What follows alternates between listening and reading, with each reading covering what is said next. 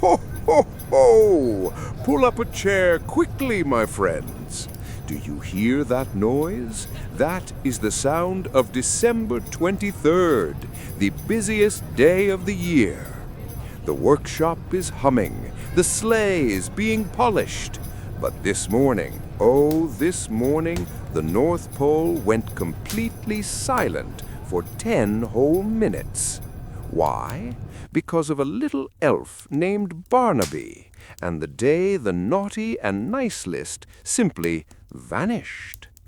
Now, Barnaby wasn't a bad elf, but his hat was always crooked, his bells were louder than everyone else's, and he was very, very curious. My great ledger, the big red book with everyone's names in it, sat on my desk. It is forbidden to touch it. But Barnaby just wanted a tiny peek, just to see if his cousin was on the nice list. He tiptoed into my office. He opened the heavy cover. At that exact moment, the window blew open. A gust of Arctic wind swirled into the room. Whoosh!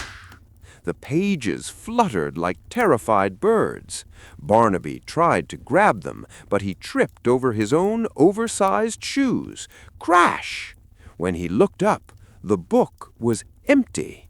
The pages had blown out the window and scattered into the snowstorm. Barnaby panicked. Christmas was tomorrow. How would I know who got the bicycles and who got the lumps of coal? He couldn't tell me. He was too scared.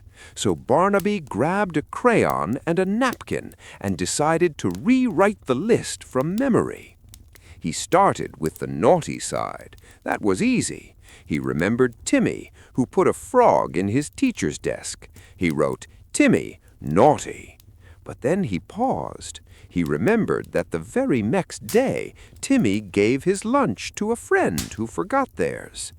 Barnaby chewed on his crayon. Was Timmy naughty or was he nice? He thought of Sarah, who yelled at her little brother, "Naughty." But she also spent hours teaching him how to tie his shoes. Nice? Barnaby's head was spinning. The more he thought about the children, the harder it was to put them in just one box. Nobody was only naughty, and nobody was perfect. By the time I came into the office, Barnaby was buried under a mountain of crumpled napkins. He had red crayon all over his nose. He looked at me with big, tearful eyes. "Santa," he squeaked, "I lost the list, and I tried to fix it, but I failed. Everyone is too complicated." He handed me his messy pile of napkins. It didn't say naughty or nice anymore. It said things like, "David drew on the wall, bad, but told the truth about it, good. Maria didn't clean her room, messy, but gave the best hugs when Mom was sad, kind. Barnaby hung his head. I ruined Christmas." I looked at those messy napkins. I chuckled. Ho, ho, ho! I picked up Barnaby and set him on my desk.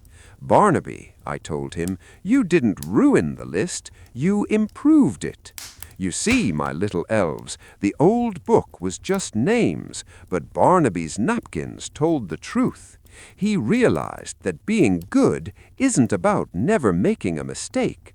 Being good means that when you do make a mistake, you try to fix it with something kind. It means trying a little harder today than you did yesterday." We didn't use the great ledger that year. We used Barnaby's napkins, and I think it was the best Christmas we ever had. So, if you made a mistake this year, don't worry. You aren't stuck on a bad list. You have a chance right now to do something nice to balance it out. Go share a cookie, give a hug, say you're sorry. Be like Barnaby. See the whole person, not just the mistake. Now, if you'll excuse me, I have a sleigh to catch. Merry Christmas, everyone! Ho, ho, ho!